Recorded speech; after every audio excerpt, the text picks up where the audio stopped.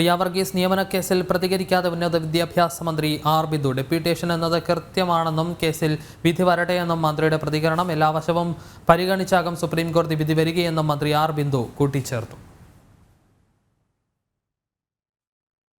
നേരത്തെ ഒരുപാട് സംസാരിച്ചു കഴിഞ്ഞതല്ലേ, ഇനി വിധി വരട്ടെ.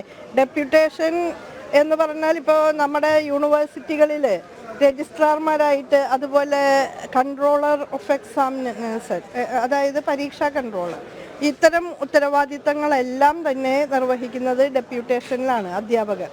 അതുപോലെ NSSന്റെ ചുമതല ഡീൻ ഓഫ് സ്റ്റുഡൻറ് വെൽഫെയർ, പല യൂണിവേഴ്സിറ്റിയിൽ പല രൂപത്തിലാണ്.